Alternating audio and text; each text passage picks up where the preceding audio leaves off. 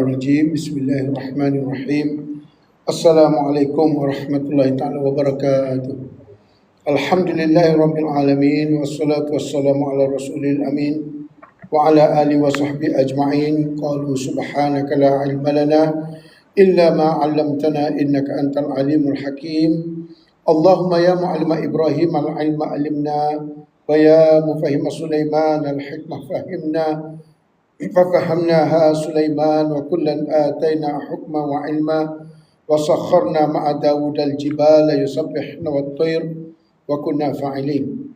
Alhamdulillah, bersyukur kepada Allah Subhanahu wa taala dengan limpah dan inayahnya dapat lagi sama-sama kita berada dalam majlis ilmu ini. Kita bermohon agar Allah memberikan kepada kita kerahmatan, keberkatan, keredaan sepanjang hidup kita di dunia ini dan lebih-lebih lagi di hari akhirat nanti insya-Allah. Baiklah tuan-tuan dan puan-puan rahmati Allah sekalian, kita sambung lagi dalam siri tafsir surah Ad-Dukhan dan kita berada di muka surat 121 dalam mentafsirkan ayat yang ke-17. Betul Kan tersilap. A'udzubillahi minasyaitonir rajim. Bismillahirrahmanirrahim. وَلَقَدْ فَتَنَّا قَبْلَهُمْ قَوْمَ فِرْعَوْنَ وَجَاءَهُمْ رَسُولٌ كَرِيمٌ أَنْ أَدُّوا إِلَيَّ عِبَادَ اللَّهِ إِنِّي لَكُمْ رَسُولٌ أَمِينٌ وَأَنْ لَا تَعْلُوا عَلَى اللَّهِ إني آتيكم بسلطان مبين وإني عذت بربي وربكم أن ترجمون وإن لم تؤمنوا لي فاعتزلون فدعا ربه أن هؤلاء قوم مجرمون فأسر بعبادي ليلا إنكم متبعون واترك البحر رهوا إنهم جند مغرقون. Sadaqallahul azim. Ayat 17 hingga 24 daripada surah Ad-Dukhan. Maksudnya, dan sesungguhnya sebelum kamu dahulu kami telah menguji kaum kufur seperti kamu, iaitu Fir'aun dan kaumnya, di mana mereka juga telah diutuskan seorang Rasul, yakni Nabi Musa yang mulia, yang memberitahu kepada mereka dengan katanya, tunaikanlah, yakni berikanlah kepada wahai hamba-hamba Allah apa yang menandakan kamu menerima kerasulanku. Sesungguhnya aku ini seorang Rasul yang amanah, yang diutuskan kepada kamu. Ingat, jangan kamu berlagak sombong dan besar kepala pada Allah. Sesungguhnya aku akan membawa mukjizat yang jelas dan nyata kebenarannya. Dan aku pula bermohon perlindungan dari Allah Tuhanku dan Tuhan kamu semua dari disakiti oleh kamu padaku seperti merejam kamu dengan batu. Dan sekiranya kamu tidak juga mahu beriman pada risalahku itu, maka janganlah mengganggu-gugat akan kerja-kerja dakwahku. Dalam perbincangan lepas kita dah cerita bagaimana orang Arab Quraisy telah dilanda dengan kemarau, sebagaimana kemaraunya Nabi Yusuf, Kasinina Yusuf. Jadi mereka ini datang berjumpa dengan Rasulullah, yang mengetuainya ialah Abu Sufyan. Datang bertemu dengan Rasulullah, minta Rasulullah berdoa agar diangkat kemarau tersebut, yakni diturunkan hujanlah. Dan mereka tahu Rasulullah ini doanya mustajab. Maka datanglah mereka bertemu dengan Rasulullah untuk minta Rasulullah berdoa kepada Allah. Inna kashiful azabi qalilan innakum aidun. Tiba-tiba bila hilang balik dia punya bala tadi, kemarau, patah balik jadi macam tempat yang asal. Banyak berlaku kes macam tu. Macam Nabi Isa pun sama. Minta dengan Nabi Isa turunkan satu hidangan dari langit. Nabi Isa tanya, kalau dah turun hidangan, kamu nak ikut aku atau tidak? Ya, kami akan ikut. Bila Nabi Isa berdoa kepada Allah turun hidangan, Mereka tak pedulikan Nabi Isa. Begitu juga berlaku kepada Nabi Musa. Nabi Musa pun sama. Dah berlaku cerita bagaimana Nabi Musa dengan Fir'aun. Dan ini Allah Ta'ala bawa. Dan sifat Nabi Musa ini adalah seorang yang karim. Allah Ta'ala bawa di sini. Telah datang kepada kamu seorang Rasulun Karim. Rasulun Karim ialah Rasul yang tidak meminta apa-apa upah daripada kamu untuk menyelamatkan Bani Israel daripada cengkaman Fir'aun. Lepas tu Rasulun Amin, Rasul yang amanah, membawa Bani Israel ini daripada cengkaman Fir'aun untuk selamatkan mereka dan bergerak pergi ke Palestin. Tafsirannya, kita tengok tafsirannya. Kosong. Okey. Setelah Nabi SAW berdakwah dengan mereka, satu perbandingan dibuat oleh Allah untuk difikirkan oleh orang Quraisy. Orang Quraisy Mekah tentang Fir'aun yang angkuh. Orang Mekah dia tahu cerita tentang Fir'aun. Fir'aun ini ada piramidnya di Mesir, ada ceritanya macam satu raja yang cukup angkuh dan sombong. Ingkar kenabian Nabi Musa, musnah kerana menolak iman kebenaran yang dibawa oleh Musa alaihissalam. Segala kebesaran, kekayaan, rezeki yang mewah habis musnah diwarisi oleh Bani Israel.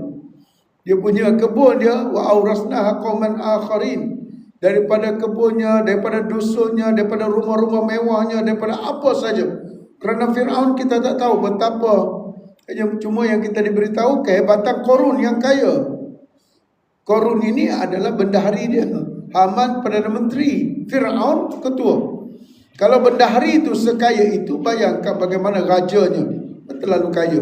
Dan Qarun, kita cerita bagaimana dia hidup di bawah tanah. Dia tak hidup di atas. Dia orang special, masuk dalam tanah. Rumah dia dalam tanah. Seminggu sekali dia muncul dengan pakaian yang berkilau-kilauan dan begitu indah. Dan mereka menanti-nanti kemunculan Qarun. Katanya, kalaulah kami jadi macam Qarun, alangkah indahnya. Sampai macam tu sekali. Jadi dia cerita Qarun ini hartanya banyak. Dan yang Fir'aun ini tak dicerita hartanya, cuma diberitahu kebun-kebunnya, dusun-dusunnya, rumah-rumah mewahnya, semua diwarisi oleh Bani Israel mengambil. Segala kebesaran, kekayaan, rezeki mewah habis dimusnah, diwarisi oleh Bani Israel. Adakah orang-orang Quraisy mahu balasan yang sedemikian? Insaflah dan ikutlah kenabian Muhammad sallallahu alaihi wasallam. Inilah kesimpulan mengapa Allah memperkenalkan kisah Fir'aun dalam surah ini. Dalam surah ini bawa kisah Fir'aun satu saja, supaya orang Quraisy faham betul-betul. Kerana Nabi Musa diutuskan, dan bukan orang Quraisy saja, Bani Israel pun sama. Apa berlaku kepada Nabi kalian yang telah pergi kepada Fir'aun untuk menundukkan Fir'aun. Allah mula menguji Nabi Musa alaihissalam dan kenabiannya dengan menghantarkan beliau kepada Fir'aun yang menghuni Mesir. Walaqad fatanna qad waja'ahum rasulun karim. Didatangkan kepada mereka seorang rasul yang karim. Kita kata karim ini ialah orang memberi tanpa meminta.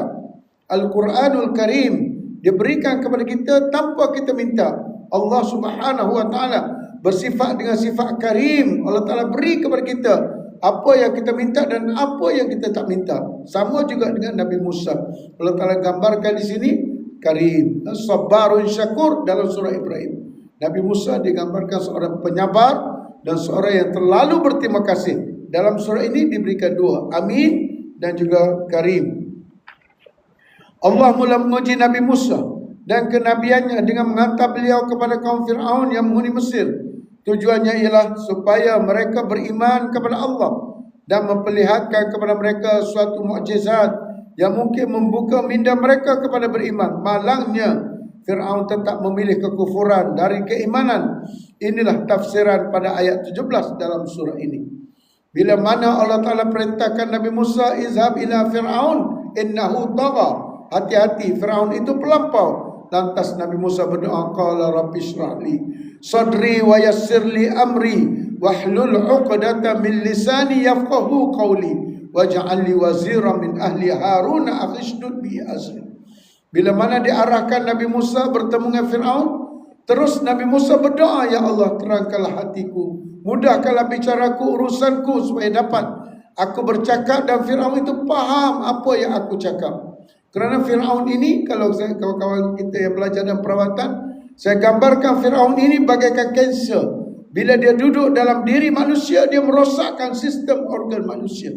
Duduk di kepala jadi kanser otak, duduk dalam badan menjadikan kanser macam-macam. Jadi semuanya ini perlu dihapuskan. Sebagaimana Firaun perlu dihapuskan. Firaun bila duduk dalam masyarakat, dia rosakkan masyarakat, dia hancurkan masyarakat, menjadikan masyarakat menyembah Allah kepada menyembah Firaun. Bahkan dia kata, aku bimbang Musa ini membawa ajaran salah.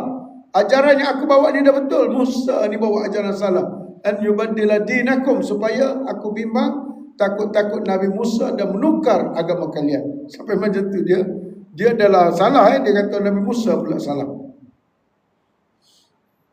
Konsep fitnah ialah kaum Firaun selama ini hidup dengan kemewahan.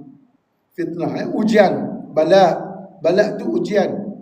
Habis orang sama je orang beriman pun kena uji juga. Ya, orang beriman balaan hasanan, iaitu ujian yang terbaik untuk orang beriman. Benda kertas soalan sama. Orang pandai dia jawab, luluslah. Orang tak pandai dia jawab, gagal. Itu saja. Diberikan kepada kita satu ujian yang sama dengan zuyyina linnas hubbus syahwati minan nisa, daripada perempuan, daripada harta, daripada pangkat, daripada apa saja. Itu adalah ujian. Orang terima ujian itu dengan ketabahan dan kesabaran, lantas mereka berjaya. Orang yang tak dapat menangani ujian tersebut, maka dia gagal. Tetapi mereka hidup dengan penuh maksiat di bumi Allah. Ada kemewahan, lepas tu hidup dengan penuh maksiat. Sebagaimana golongan di Sabak disebut dalam surah An-Naml, bagaimana laqad kana li saba'in fi maskanihim ayah jannatani an yaminin wa shimal kulu min rizqi rabbikum washkuru lah baldatun thayyibatun wa rabbun ghafur. Itu pada asalnya setelah penduduk Balqis dan sebagainya itu menyembah Allah daripada menyembah matahari. Bila mana mereka balik menyembah matahari, fabaddalnahum, lantas Allah Ta'ala tukar daripada baldatun thayyibatun itu dengan Tuhan Rabbun Ghafur itu telah bertukar menjadi semua buah-buahan. Bila mana pecah empangan arim, asailal arim, pecah itu, dia mengeluarkan satu air yang merosakkan tanaman mereka. Kalau mereka tanam pun tak hidup, kalau hidup pun tak berbuah. Kalau berbuah pun masam buah dia. Tidak macam sebelum ini, kerana sebelum ini mereka taat kepada Allah. Allah Ta'ala beri bermacam-macam limpahan. Tapi bila mana mereka sombong dengan Allah, Allah Ta'ala dah mula tahan rezeki daripada bumi kepada mereka. Mereka hidup dengan kemewahan di bumi Allah. Bani Israel ialah amanah Allah di bawah tangan Firaun dan kaumnya. Firaun adalah golongan Kipti. Bani Israel duduk di bawah cengkaman Firaun. Mereka perlu dipulangkan semula ke bumi mereka di Palestin. Maka atas tugas itulah Nabi Musa pergi ambil mereka. Nabi Musa ada dua tugas utama. Pertama, menundukkan Firaun. Yang kedua, menyelamatkan Bani Israel. Pasal Bani Israel di bawah Firaun, mereka sembelih orang lelaki. Orang perempuan dihinanya, diberi tugas-tugas yang berat, mengangkat barang-barang yang berat dan sebagainya. Perlu dipulangkan semula ke bumi Palestin dan Syam dan terkeluar dari perhambaan oleh Firaun ke atas mereka. Ini membawa kita kepada fahaman ayat yang ke-18 yang memfahumnya, yang memberitahu kepada mereka dengan katanya addu ilayya ibadallah. Addu maksudnya ursilu, serahkan Bani Israel itu kepada kami, kepada aku, yakni Nabi Musa. Inni lakum rasulun amin, sesungguhnya aku ini seorang rasul yang boleh dipercayai. Seorang rasul boleh dipercayai. Kita baca dalam surah Qasas, qawiyyun amin. Bila mana Nabi Musa pergi ke Madian, tengok ada gerombolan manusia sedang memberi minum. Tiba-tiba di tepinya nampak dua orang anak perempuan Syuaib. Nabi, ada yang mengatakan Nabi Syuaib, ada yang mengatakan rajulun salih. Maka diberi minum. Akhirnya Nabi Musa bantu, dan budak itu kata, jom bapa aku ada panggil kamu datang ke rumah. Bila dia bergerak balik ke rumah itu, maka Nabi Musa digelar sebagai qawiyyun amin. Qawinya iaitu kuatnya ketika dia mengangkat batu besar yang boleh diangkat oleh 10 orang. Nabi Musa angkat seorang. Qawi. Amin, ini datang perkataan amin. Qawiyun amin. Aminnya ialah ketika mana 2 orang anak perempuan Nabi Syuaib itu berjalan dan kerana ada angin terselak sikit kainnya, maka Nabi Musa kata, kamu ke belakang, aku di depan. Tunjukkan kepada aku kiri kanan untuk sampai ke rumah kamu. Di situlah dikata amanahnya Nabi Musa. Di sini datang lagi, inni lakum rasulun amin. Aku adalah seorang rasul yang integriti. Amin. Amin, integriti cukup penting. Dalam mana-mana organisasi, orang yang integriti cukup penting. Tak ada integriti, wasak. Itu pasal Nabi Musa datang dengan membawa satu sifat, iaitu amin tadi.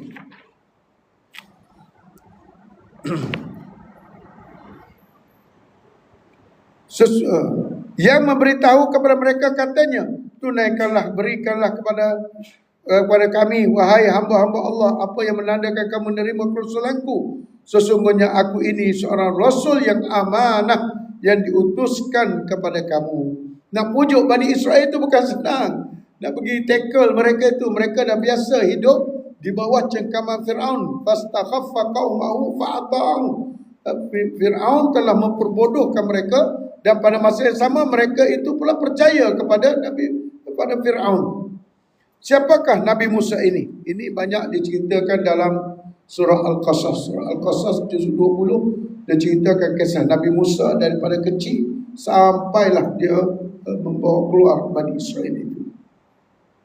Beliau adalah seorang rasul yang dapat banyak kemuliaan dari Allah.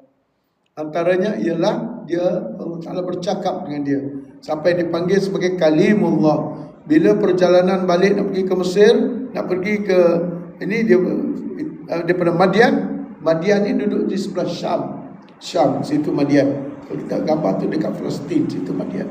Masa dia patah balik nak masuk ke Mesir itu, dia bawa isterinya, dan di situlah dia nampak satu lampu, maka Nabi Musa pun pergi. Bila sampai di situ, Allah Ta'ala kata, wahai Musa, kamu berada di lembah yang suci, tanggal kasut kamu, innani anallah. Maka di situlah Allah Ta'ala bercakap dengan Nabi Musa. Beliau seorang rasul yang mendapat banyak kemuliaan dari Allah. Itu pasal ada dalam doa-doa kita selalu kita sebut Rabbi Musa wa Allahumma ya mawdi'a kulli syakwa wa ya syahida kulli najwa wa ya alima kulli khafiyya wa ya kashifa kulli baliyah ya munji Musa wa Muhammadin wa Ibrahim. Selalu kita sebut dalam doa kita 3 orang Nabi ini. Nabi Musa, Nabi Ibrahim, Nabi sallallahu. Di antara seorang yang terlalu sabarun syakur, dan surat Ibrahim. Berakhlak mulia, boleh berkomunikasi dengan Allah tanpa perantaraan, dan boleh mendengar kalamullah. Itu pasal orang Bani Israel kata, wahai Muhammad, kenapa kamu tidak diberikan apa yang diberikan oleh Allah kepada Musa? Mana mukjizat Nabi Musa? Kenapa kamu tak ambil mukjizat Nabi Musa? Bani Israel ini dia tak nak ikut Rasulullah. Dia kata, aku boleh ikut kamu dengan syarat kamu dapatkan mukjizat Nabi Musa. Dengan tongkat ajaibnya, dengan tangan dan sebagainya, boleh belah laut dan sebagainya. Maka Rasulullah jawab kepada mereka, dia kata, kalaulah aku diberikan apa yang diberikan Nabi Musa kepada aku, kamu tetap tak ikut juga. Buktinya masa zaman Nabi Musa pun kamu tak ikut Nabi Musa. Itu saja. Akhirnya mereka kata, qalu sihrani tazahara. Dua orang ni tukang sihir semua. Nabi Musa pun tukang sihir, Rasulullah pun tukang sihir. Dia kata tak boleh tak ikut ini. Ini adalah teguran kepada orang kafir Quraisy. Kisah Musa dengan Fir'aun boleh dijadikan iktibar kepada kaum Quraisy. Itu dia. Kena tengoklah contohnya, iktibar daripada agar bukan kepada kaum Quraisy saja, kepada kita pun sama. Jangan kata, oh ini cerita Quraisy ni, kami tak masuk. Boleh kita buat ayat dia, boleh menjadi iktibar kepada kaum Melayu. Macam tu pun sama. Bagaimana kalau kita nak tahu nampak bagaimana kisah Fir'aun dengan Nabi Musa. Fir'aun ada juga di mana-mana. Fir'aun bukan nama dia. Fir'aun adalah gelaran kepada Raja Mesir. Dia ada 5. Ramses 1, Ramses 2, Ramses 3 sampai 5. Ini Ramses 2 kata silap saya.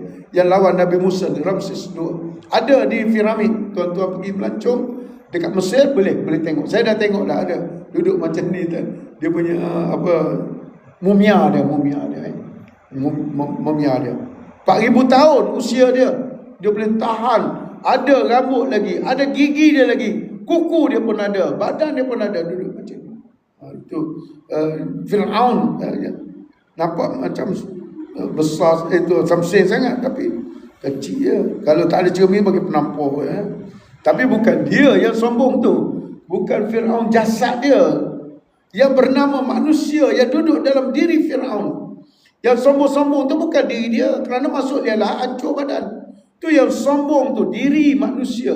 Kerana kita ni ada dua, yang hakiki tu, yang hakiki itulah yang tidak mati pergi masuk dan akhirnya pergi ke syurga atau ke neraka. Jasad kita hancur. Mereka tidak meneruskan agar mereka tidak meneruskan kedegilan mereka. Jangan ada lawan Rasulullah. Pasal kalau kamu lawan pun kamu tak akan menang. Kita dah baca dalam surah Hud itu. Kembalilah kepada jalan Allah, menerima Muhammad sebagai Nabi utusan dan berimanlah kepada Allah, serta mendengar apa yang disampaikan oleh Rasulullah kepada mereka. Tapi malahnya orang Quraisy tidak menjadikan iktibar, tetapi meneruskan kedegilan mereka. Kesombongan mereka sama seperti sombongnya Fir'aun apabila diminta mengembalikan Bani Israel kepada Musa. Ini dijelaskan dalam ayat yang ke-19. Ingatlah, jangan kamu alla ta'lu ala Allah inni atikum bisultanin mubin. Tengok, janganlah berlagak sombong sangat. Aku datang kepada kamu dengan membawa sultan, hujah, mukjizat, mubin, jelas. Hujah yang jelas. Aku bukan tukang sihir, aku adalah Nabi. Dua saja. Nabi Musa pun tak tahu. Dia kata, apa ada di tangan kamu? Tongkat. Apa guna tongkat itu? Untuk halau kambing aku, untuk ketuk-ketuk daun jatuh, bagi makanan kepada kambing, dan banyak lagi lah. Waliya ma'aribul ukhra qala alqiya ya Musa fa'alqaha fa'idha hiya thubanun mubin wa hiya hayyatun tas'a. Itu bertukar menjadi ular yang agresif. Nabi Musa semasa simulasi, tongkatnya bertukar menjadi ular yang agresif di padang pasir. Tapi ketika berlawan dengan Fir'aun, dia bukan tukar ular kecil, dia bertukar menjadi thubanun mubin. Thuban ni ular sawah yang besar, anaconda macam tu lah, besar, dan dia makan semua-semua yang lain. Nabi Musa ingatkan jadi macam ular kedung macam tu lah ya. Rupanya tidak, bertukar menjadi ular sawah dan besar dan makan semua sekali. Allah ta'lu ala Allah inni atikum, aku bawa datang kepada kamu sultanum mubin. Sultanum mubin, sindir kepada orang Quraisy. Rasulullah datang kepada kamu pun membawa sultanum mubin. Apa sultan yang Rasulullah bawa? Al-Quran. Mereka berhujah, dia kata, ini bukan Quran daripada Allah, Quran ini daripada kamu wahai Muhammad. Dah pedulikan Quran, pedulikan Taurat, bawa datang satu kitab daripada Allah, baru kami nak beriman. Dia kata macam tu. Padahal itulah Quran yang mencabar mukjizat daripada kehebatan mereka. Kerana mukjizat ini maksudnya ialah apa yang hebat pada zaman itu, maka Nabi yang didatangkan itu juga membawa mukjizat yang sama. Zaman Nabi Isa, kehebatan mereka ialah perubatan. Mereka dah sampai ke muncak kehebatan dalam ilmu perubatan. Datang Nabi Isa, orang mati dia boleh hidupkan balik. Habis, itu saja. Orang yang hebat macam mana pun mati dia tak boleh hidup. Nabi Isa datang, dia tengok seorang budak, dia kata, kenapa kamu menangis? Ibu saya dah meninggal. Berapa lama dah meninggal? 10 tahun. Tak apa, panggil dia. Gali kubur dia, maka Nabi Isa biiznillah hidup ibu dia tadi. Dan panjang lagi usia dia. Itu kehebatan. Maka nak tunjukkan kehebatan mereka perubatan, Allah Ta'ala datang Nabi Isa. Nak menunjukkan kehebatan mereka tukang sihir, maka Allah Ta'ala datangkan Nabi Musa. Kehebatan orang Arab berpidato, berpuisi, maka Allah Ta'ala datangkan Nabi SAW. Dan bahasa Arab ini memang bahasa untuk pidato. Dia bahasa Melayu tak boleh capai kehebatan fasahah yang ada pada bahasa Arab. Anak-anak yang belajar bahasa Arab, dia bukan sekadar belajar grammar, dia belajar juga retorik. Bagaimana satu perkataan boleh bercambah 2, satu perkataan boleh jadi 3, susunan ayat, dan bagaimana cara mereka berujar. Bagi orang yang tak ada ilmu, yang kedua. Bagi orang yang nak cuba meragui, datang lagi. Bagi orang yang mengingkari, datang lagi. Ini semua alat-alat untuk berhujah dan berdebat. Ini semua dikaji dalam, kalau ilmu balaghah, mereka kaji tentang itu. Dan ingatlah, jangan kamu berlagak sombong dan besar kepala kepada Allah. Sesungguhnya aku ada membawa mukjizat yang jelas dan nyata, yakni kebenarannya. Inni atikum bisultanim mubin. Allah ta'alu ala Allah. Inni atikum bisultanim mubin. Nabi Musa alaihissalam yang ditentang oleh Firaun itu berdoa kepada Allah. Lantas Allah meminta bawa keluar Bani Israel daripada bumi Mesir pada waktu malam. Ayatnya, wa inni uztu bi rabbi wa rabbikum an tarjumun. Mana Nabi Musa berdoa kepada Allah, wa illam tu'minu li fa'tazilun fada'a rabbahu anna haula'i qaumun mujrimun. Nabi Musa mengadu kepada Allah. Nabi Musa mengadu pada Allah dan terus Allah Ta'ala menjawab, fastajaballah fa asri bi ibadi lailan innakum muttaba'un. Dia berdoa kepada Allah, ya Allah, mereka ni dicengkam oleh orang mujrimun. Mujrim ialah penjenayah, penjahat. Fa asri menggunakan fa maksudnya tak ada tempoh zaman. Lepas saja doa terus dapat jawapannya tadi. Ini Allah Ta'ala sayang pada Nabi Musa. Fa asri bi ibadi lailan innakum muttaba'un. Maka pada waktu malam menuju ke Laut Merah, lantas Allah Ta'ala telah meminta bahawa membawa keluar Bani Israel daripada bumi Mesir. Pada waktu malam dan menuju ke Laut Merah, bertujuan untuk membawa balik mereka ke negeri asal mereka di Syam dan Palestin. Ini membawa kita kepada ayat 20 mafhumnya. Dan aku pula bermohon perlindungan dari Allah, Tuhanku dan Tuhan kamu semua, dari disakiti oleh kaummu padaku, seperti merejam kami dengan batu. Wa inni uztu bi rabbi wa rabbikum an tarjumun. Aku janganlah kamu khianati aku pula, minta perlindungan dari Allah. Apa amaran Nabi Musa kepada Firaun? Jangan takabur, jangan menghina orang.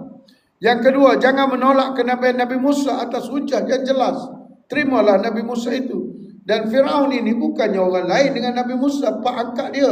Dia dah kenal Nabi Musa daripada kecil lagi. Sepatutnya dibunuh Nabi Musa, kerana Nabi Musa ini lahir pada tahun yang dibunuh anak lelaki.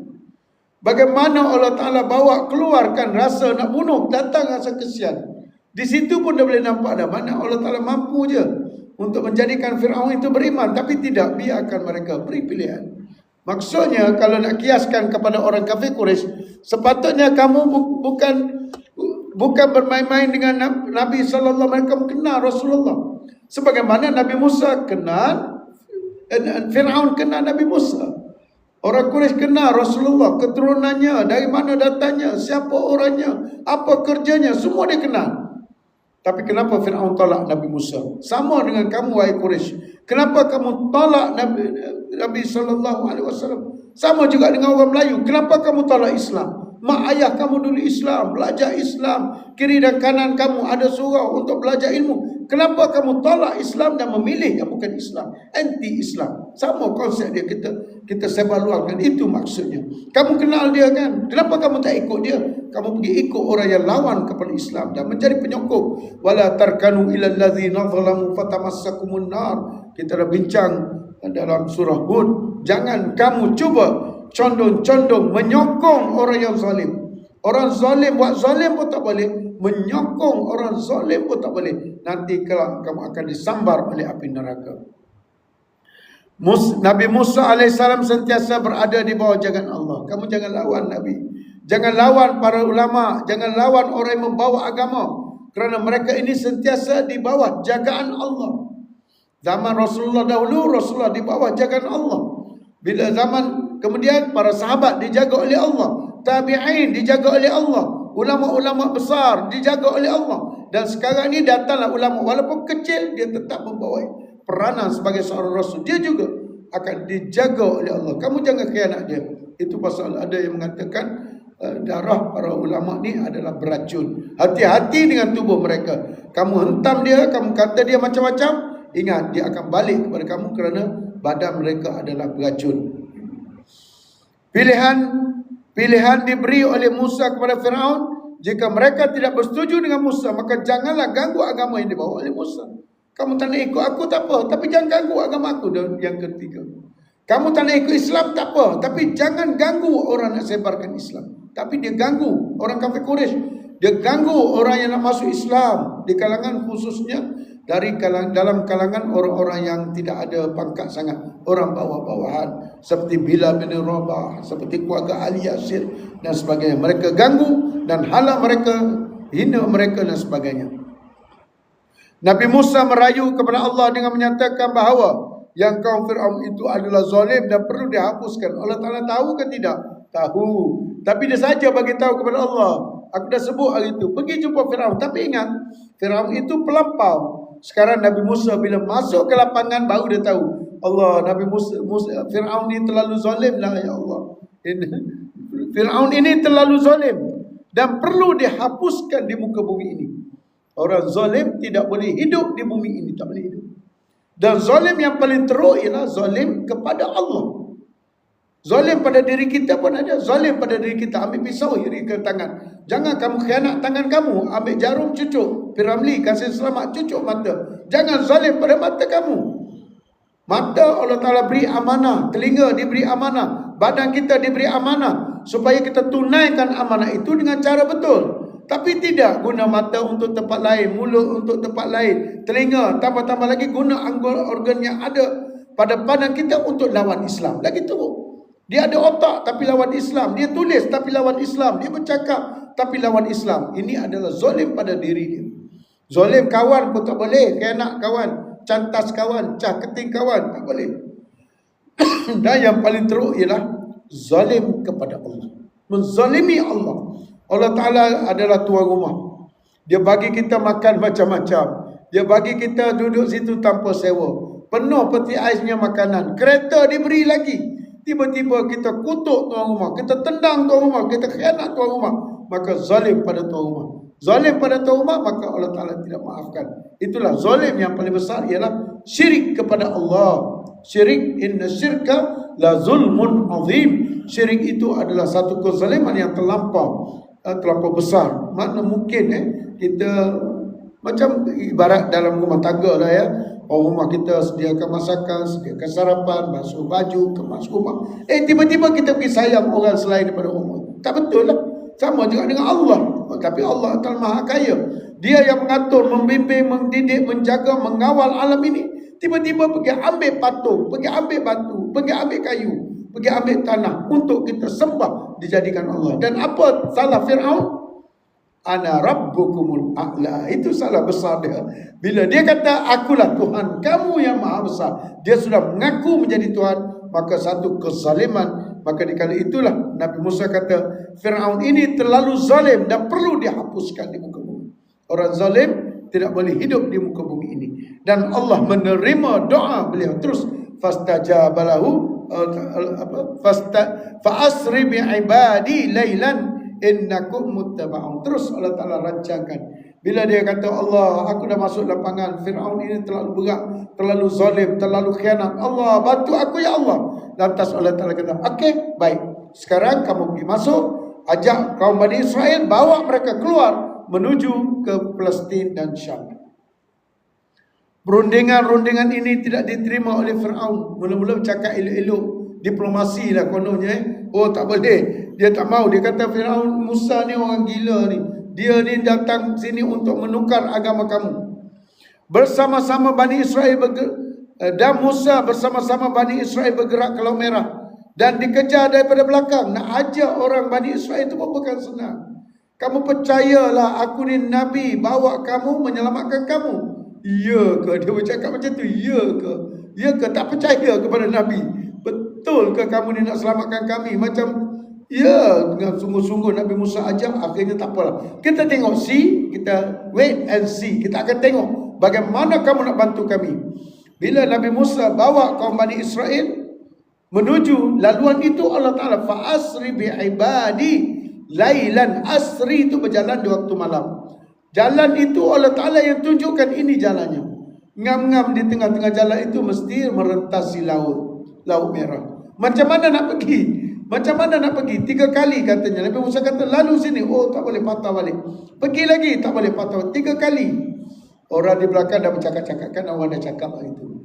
Kalau duduk di Mesir bersama Fir'aun kan elok. Yang sekarang kamu bawa lagi kami di belakang tentera Fir'aun. sedang mengejar mereka untuk membunuh. Di hadapan pula ialah laut. Sengaja Allah Ta'ala createkan situasi itu supaya manusia mana pergi? Balik kepada Allah. Ada halangan di depan dan ada halangan pula itu yang berlaku dalam peperangan Khandaq. Di belakangnya adalah Bani Israel dan Yahudi yang menyerang Nabi Musa, yang menyerang Rasulullah. Di hadapan pula adalah kaum Quraisy. Dan pada masa itu dia kata hati ni dah sampai ke halkum dan nak mati, terlalu takut. Kita tak ada dalam situasi itu. Digambarkan mereka pergi jumpa Rasulullah, ya Rasulullah, mata nasrullah, bila lagi pertolongan Allah?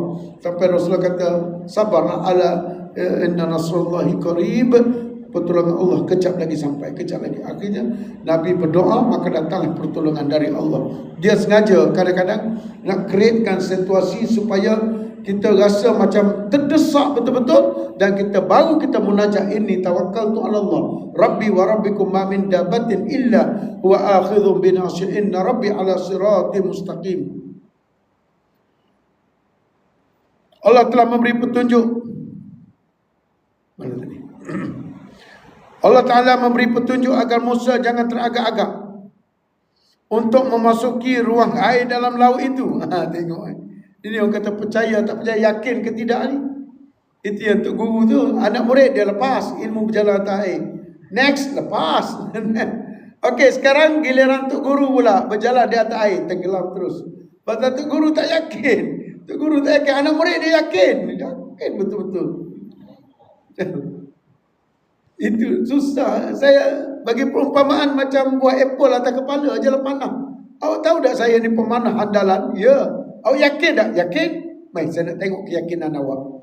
Awak pergi duduk sana, letakkan buah apple atas kepala, saya panah kepala. Buah apple bukan panah kepala awak. Oh, awak jangan main lagi macam ni. Jangan main. Mana awak tak percaya? Berapa sen yang awak percaya? Allah Ta'ala pun saja.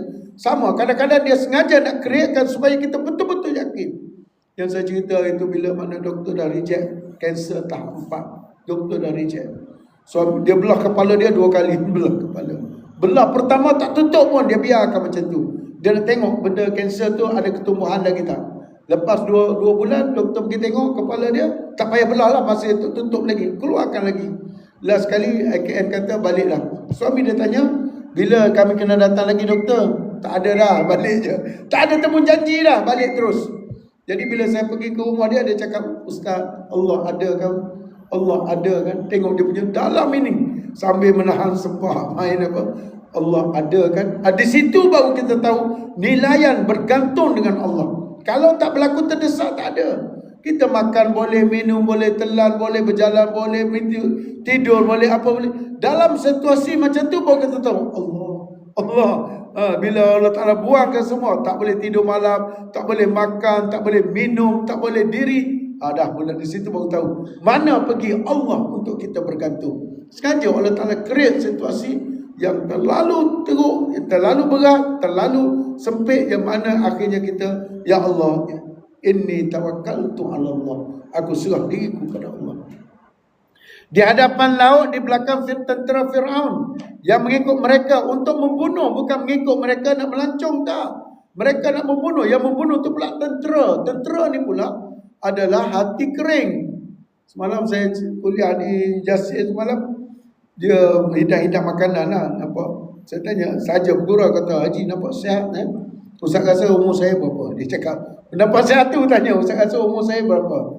Saya kata 75. 77. Dia cakap 77. Saya boleh berlari lagi. Dia, oh ya, kuat. Baru dia cakap, saya ni polis, penembak tepat, dia kata. Hati saya kering kerana saya dah bunuh 5 orang. Saya tembak mereka ni pencuri bank. Duduk atas punggung, dia tembak, dia kata. Oh, hati dia kering. Saya tengok dia, betul lah. Tapi dah tua, tak ada kering apa lah ya. Kalah dulu lah. Dulu masa menembak. Sekarang bagi cucu terus diam je. Itu je orang tua. Saya tak ada cucu lagi, tapi yang ada cucu hebat macam mana pun, cucu dapat naik atas kepala dia. Cucu dapat naik belakang dia. Itu habis kalau tak ada lah. Jadi nak ceritanya itu tentera ni dia memang tak ada peri kemanusiaan. Kalau tidak, macam mana nak jadi tentera?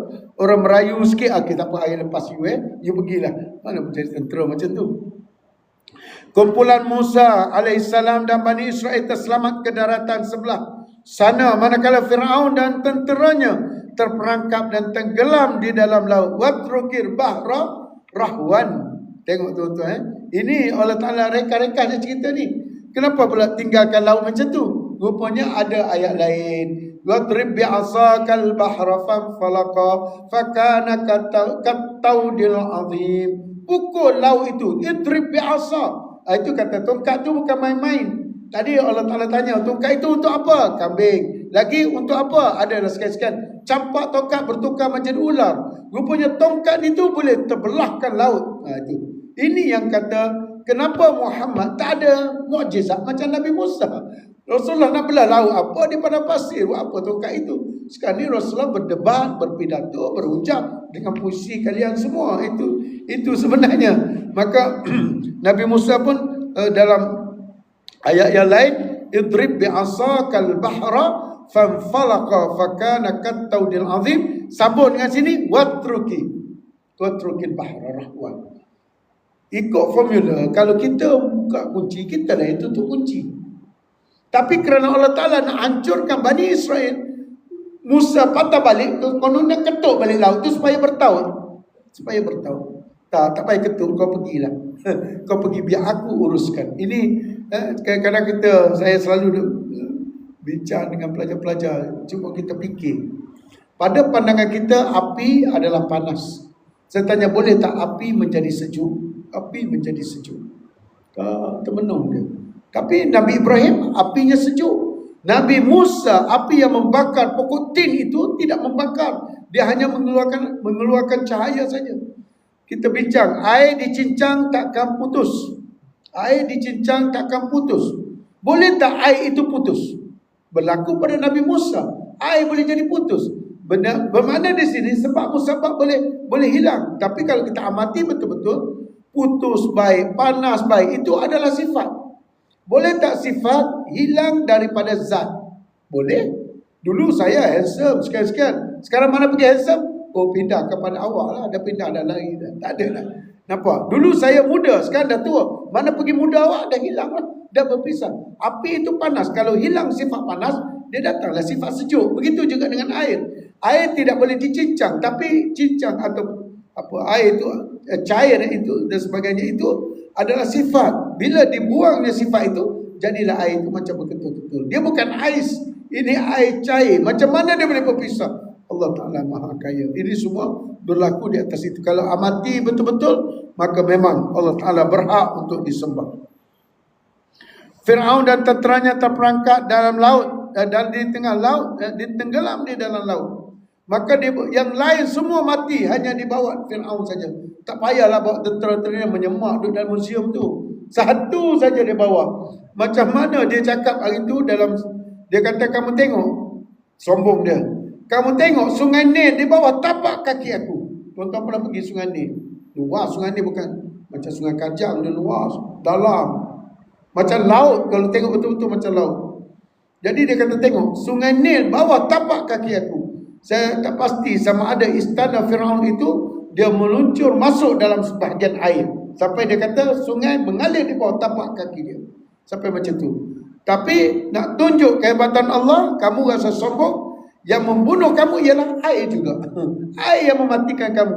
Dan air itu yang membawa kamu pergi ke tepi. Pergi ke tepi untuk tunjukkan kepada orang, inilah manusia sombong. Semua tentera dia mati, semua mati. Kecuali Fir'aun mati juga, tapi dibawa pergi ke tepi untuk menjadi pengajaran kepada orang-orang terkemudian. Maka dibawa masuk dalam museum. Dimumiakan. Siapa yang mumiakan itu cerita saya pun tak tahu lah. Dimumiakan. Maka datanglah Dr. Maurice 1981. Dia cuba kaji punca kematian Fir'aun. Dan akhirnya dia nampak punca kematiannya adalah ada unsur masin dalam paru-parunya. Bertepatan dengan Al-Quran, dia mati lemas. Akhirnya Dr. Maurice itu masuk Islam dan dilantik menjadi doktor di Arab Saudi, doktor diraja bagi Arab Saudi, Dr. Maurice, orang Perancis. Mereka angkat mumia itu bawa kepada Perancis dan mereka buat kajian itu dan akhirnya dapat menepati bahawa dia adalah mati kerana air masin tadi. Fir'aun dan tenteranya terperangkap dan tenggelam dalam laut. Berakhirlah riwayat Fir'aun dan zaman zalim melampau itu akibat kedegilan mereka. Degil maka habis. Baik, kita tengok sikit ayat berikutnya. Ada masa lagi. Bismillahirrahmanirrahim. Kam taraku min jannatin wa uyun wa zuru'in wa maqamin karim wa na'matin kanu fiha fakihin. كذلك وأورثناها قوما آخرين فما بكت عليهم السماء والأرض وما كانوا منظرين ولقد نجينا بني إسرائيل من العذاب المهين من فرعون إنه كان عاليا من المسرفين ولقد اخترناهم على علم على العالمين وآتيناهم من الآيات ما في بلاء مبين كم تركوا من جنات وعيون. Kam ni bahasa Arab berapa? Kalau tuan-tuan pergi nak beli baju jubah, tapi orang Arab sekarang dah pandai cakap Melayu dah. Kalau jumpa ini kam tu how much, berapa harga dia? Kam. Tapi kam di sini bukan tanya. Kam di sini bukan tanya. Kam di sini menggambarkan betapa banyaknya. Kam takthiriyah dia panggil. Kam menunjukkan betapa banyaknya. Min jannatin wa uyun. Min jannatin wa uyun. Min jannatin wa uyun dia terima sebagai berapa banyaknya kemewahan yang selama ini mereka nikmati. Kam jannatin wa uyun. Jannat tu kebun. Uyun tu tempat-tempat yang boleh mereka macam kita untuk pelancongan, pusat-pusat pelancongan, seronok mata mandang dan tempat tu menarik dan sebagainya. Wa zuru'in dan ladang. Wa maqamin karim, tempat-tempat peranginan yang hebat. Dengan kebunnya, tengok dengan dusunnya, dengan pusat pelancongannya, dengan apa lagi? Kunuzin. Kunuz ni tempat harta karunnya. Waqamin karim wa na'matin. Allah Ta'ala umumkan na'mah, bukan nikmat. Nikmat itu satu, na'mah banyak sangat. Kanu fiha fakihin, yang mana mereka ini berseronok, bermewah-mewahan dengan kemewahan itu. Ini Allah Ta'ala bagi contoh je, yang kita tak tahu berapa banyak lagi harta dia, dengan kebun dia, dusun dia, ladang dia. Kebun, kalau kita sekarang kebun kelapa sawit dia punya, apa lagi, tempat-tempat mega dan sebagainya, semua dia punya. Kadzalika wa awrathnaha qauman akharin. Bila dia dah mati, kaum Bani Israel pula mewarisi harta mereka itu. Fama bakat alaihimus sama wal ardu wa ma kanu munzarin. Langit tak ingin menangis di atas kematian mereka. Ini yang kita, kalau langit tak ingin menangis. Sebenarnya bila orang ulama besar meninggal, langit akan mendung biasanya. Dan bukan sekadar mendung, dia akan menurunkan hujan rintik-rintik, menunjukkan kesedihan di atas kematian. Sayyidina Ali kata, bila seorang itu meninggal, akan menangis dua tempat. Satu, tempat sujud. Yang kedua, tempat naik amalan kita. Naik amalan kita, dia ada lorong dia, lain macam lain telefon, dia naik ke atas. Jadi malaikat tanya, mana pergi orang ni, dah tak ada lama ni. Macam dia tanya malaikat-malaikat lain, mana pergi kawan kita tu? Oh, dah meninggal. Dia terus menangis. Jadi laluan itu menangis, termasuk juga tempat kita sujud pun menangis. Tak ada lagi orang nak sujud atas aku, dah tak ada lagi orang tersebut.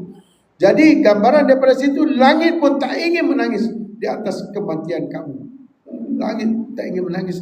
Langit dan bumi, ada setengah tu macam almarhum Syekh Khalid bagi tahu bapak dia, Syekh Ibrahim, masa nak kebumikan dia terpaksa pasang enjin. Dia kata pasang enjin. Batu mak dia Maryam, dia kata, Allah kesian bapak kamu, macam mana nak ke bumi, ada air dalam liang lahat, terpaksa ambil enjin nak mengeluarkan air tadi. Tapi kalau ikut konsepnya, bumi pun turut menangis di atas kematian dia, langit pun menangis di atas kematian. Ini adalah orang hebat. Tapi janganlah kita hukumkan kau ni, bapak kau kemarau aja ke bumi kan. Ada, jangan cepat hukum. Itu contoh. Contoh tengoklah orang alim pandang ke atas. Tapi janganlah ambil gambar, ceritakan dekat Facebook, tengok kematian ni, bumi dan sebagainya. Itu nanti jadi fitnah pula ya. Walaqad najjayna bani Israil minal adzabil muhin. Itulah cara kami menyelamatkan Bani Israel daripada azab muhin yang begitu menghinakan mereka. Dan siapa yang mengazabkan mereka ini? Min Fir'aun, daripada Fir'aun. Innahu kana 'aliyan minal musrifin, kerana Fir'aun ini orang yang sombong dan juga pembazir, suka menunjukkan satu-satu kemewahan. Orang mewah biasanya makan sikit aja dia buang yang banyak, nak tunjukkan pembazirnya. Walaqad ikhtarnahum ala ilmin 'alal 'alamin wa atainahum minal ayati ma fihi bala'un mubin inna haula'i la yaqulun. Kita ambil sikit lagi sini. Apakah mesej kepada kita? Fir'aun yang kaya raya dengan istana di atas air. Ini istana atas air ni kita boleh cuba tuan-tuan buat kajian. Kat mana istana Fir'aun yang atas air? Yang kita nampak piramid tu kubur dia. Dia ada 3 piramid.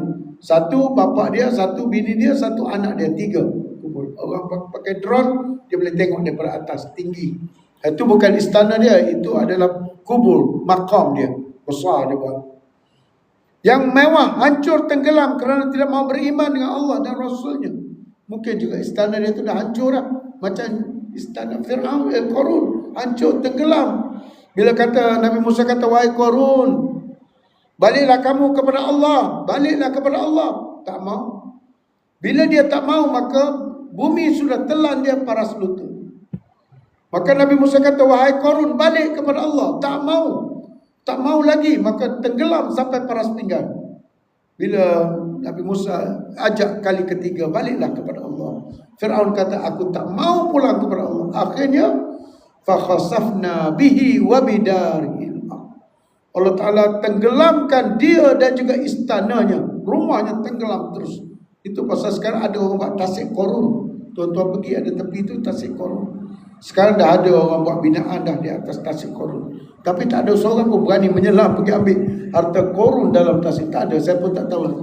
Ya, saya ilmu tak ada lah nak pergi cari.